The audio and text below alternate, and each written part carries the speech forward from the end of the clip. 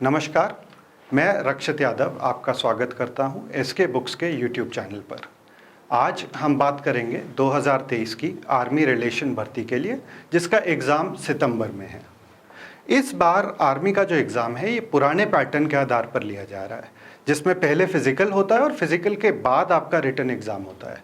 अप्रैल में जो एग्ज़ाम हुआ था वो इस तरीके से नहीं हुआ था। अप्रैल का एग्ज़ाम आर्मी ने नहीं, एक दूसरी बॉडी ने कंडक्ट किया था, जिसमें वो पहले रिटन लेते हैं, उसके बाद फिजिकल।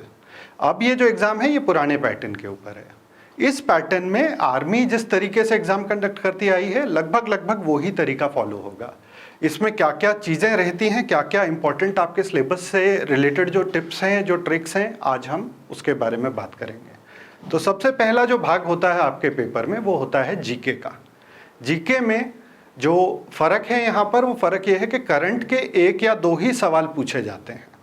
जो अप्रैल वाला एग्ज़ाम था उसके अंदर करंट के ज़्यादा सवाल थे, इसमें करंट के सवाल कुछ कम रहते हैं, 1 या 2 ही रहते हैं, और वो उन चीज़ों पर आधारित रहते हैं जो लगातार न्यूज़ में बनी रही हैं या वो लोग जो लगातार न्यूज़ में बने रहे हैं। नॉर्मली उन्हीं के ऊपर ये करंट के सवाल पूछे जाते हैं। करंट के अलावा जो सवाल हैं वो ज़्यादातर जनरल फैक्ट्स, पर्सनल हाइजीन, इनके ऊपर बेस्ड हैं। दूसरा जो आपका पार्ट आता है साइंस का।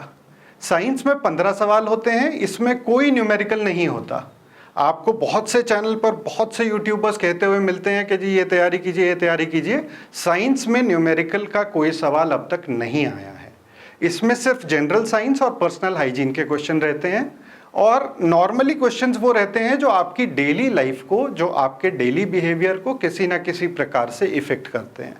जैसे एग्जाम्पल हम ले तो एक क्वेश्चन है, कई बार आता है कि प्रेशर कुकर का प्रयोग क्यों किया जाता है, या जैसे साधारण नमक का रासायनिक नाम क्या है, कॉमन जो सॉल्ट है उसका केमिकल नेम क्या है। इस टाइप के क्वेश्चंस आपको साइंस में मिलेंगे। मैथ्स की जो पार्ट है वो तीसरा पार्ट आता है आपका मैथ्स का। मैथ्स में नॉर्मली जो सवाल हैं वो आपके अर्थमेटिक या अंकगणित में से पूछे जाते हैं, पर कुछ क्वेश्चंस आपको ज्योमेट्री, ट्रिग्नोमेट्री और एलजेब्रा से भी मिल जाते हैं। ज्योमेट्री, ट्रिग्नोमेट्री और एलजेब्रा मिलाकर के 3 या 4 सवाल पूछे जाते हैं, बाकी ज़्यादातर क्वेश्चंस अर्थमेटिक के ही रहते हैं। जब आर्मी एग्जाम कंडक्ट करती है तो देखा जाता है कि नॉर्मली मैथ्स वाला पार्ट थोड़ा डिफिकल्ट है।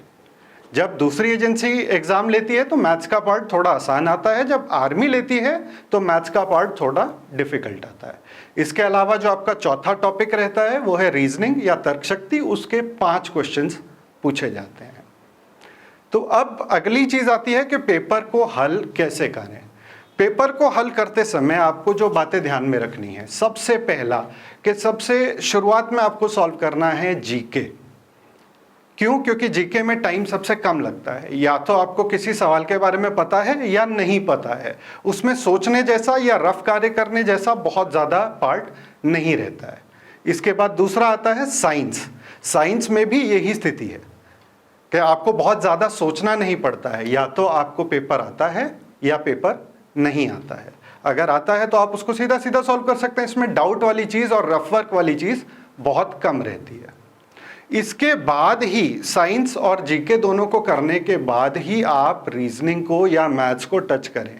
पहले रीजनिंग और मैथ्स को टच ना करें। ऐसा क्यों होता है? क्योंकि मैथ्स और रीजनिंग में रफ वर्क भी आपको करना पड़ता है और टाइम कंज्यूमिंग बहुत होते हैं। तो ऐसा ना हो कि आप मैथ्स के किसी ऐसे सवाल में गुम जाएं जो आपका बहुत ज़्यादा टाइम खा जाए, और आप जब तक उस सवाल को कर करके हटें, जब तक मैथ्स और रीजनिंग पूरा करके हटें, आपके पास टाइम कम बच रहा हो। मान लीजिए कुल 5 मिनट 10 मिनट बच गए, बाकी सारा टाइम मैथ्स और रीजनिंग खा गया। अब आपके पास जीके और साइंस के लिए टाइम नहीं बचा, तो अब आप सवालों को ठीक से पढ़ भी नहीं पाएंगे और उनका आंसर भी ठीक से नहीं कर पाएंगे। इसलिए हमेशा ध्यान रखना, पहले सॉल्व करना जीके, उसके बाद साइंस, जिसके बाद लास्ट में नंबर आता है मैथ्स और रीजनिंग का। सेकंड जो टिप है इस एग्जाम को सॉल्व करने के लिए, हमेशा याद रखना कि इसमें नेगेटिव मार्किंग होती है। तो पहले केवल और केवल उन क्वेश्चंस को हल करें जो आपको कंफर्म है। कोई भी क्वेश्चन आता है, उस क्वेश्चन का आपको कोई डाउट नहीं है कि इसका आंसर ए है या बी है। जब आपको कंफर्म है कि नहीं इसका आंसर ए है, तो आप उसको सॉल्व कीजिए। अगर किसी प्रकार का डाउट है तो आप उसको उस समय सॉल्व मत कीजिए, आप उसको आगे के लिए छोड़ दीजिए कि पहले मैं बाकी क्वेश्चन सॉल्व कर लेता हूँ, लास्ट में फिर लौट करके इस पे आऊँगा और फिर इसको पूरा टाइम दूंगा। और जो तीसरी चीज़ आती है और सबसे इम्पॉर्टेंट चीज़ है वो है कि सब क्वेश्चंस को आपको पढ़ना ज़रूरी है। बहुत से बच्चे क्या करते हैं कि क्वेश्चन का शुरुआती पार्ट पढ़ा और उसको सॉल्व करने बैठ गए। पूरा क्वेश्चन पढ़ें। पूरा क्वेश्चन में ऑप्शंस पढ़ना भी उतना ही ज़रूरी है। क्वेश्चन पढ़ने का मतलब है कि क्वेश्चन भी पढ़ें और साथ में उसके चारों ऑप्शंस भी पढ़ें। फॉर एग्जाम्पल, अब मैं यहाँ पर एक क्वेश्चन लेता हूँ जो जीडी के एग्जाम्स में पहले 3-4 बार पूछा गया है। क्वेश्चन है कि 13,000 रुपये के ऊपर 2% वार्षिक साधारण ब्याज की दर से 1 वर्ष की राशि टोटल कितनी बनती है। यह क्वेश्चन आपको आपकी स्क्रीन के ऊपर भी दिखाई दे रहा होगा। 4 ऑप्शन इसके दिए हुए हैं। ऑप्शन ए है 12,260, ऑप्शन बी है 13,260, ऑप्शन सी है 11,260, ऑप्शन डी है 10,260। अभी 99% स्टूडेंट्स क्या करते हैं कि क्वेश्चन पढ़ा, ऑप्शन नहीं पढ़े, क्वेश्चन पढ़ के उसको सॉल्व करने लग गए। रफ वर्क में आपको टाइम लगेगा, हर चीज़ में आपको टाइम लगेगा, लेकिन इस क्वेश्चन में आपको टाइम लगाना नहीं है। क्यों? क्योंकि अगर आप ऑप्शंस को ध्यान से देखेंगे, अगर आपने पूरा सवाल पढ़ा, ढंग से रजिस्टर किया, तो आप देखेंगे कि सवाल है कौन सा 13,000 से ज़्यादा का ऑप्शन है, और वो केवल एक है।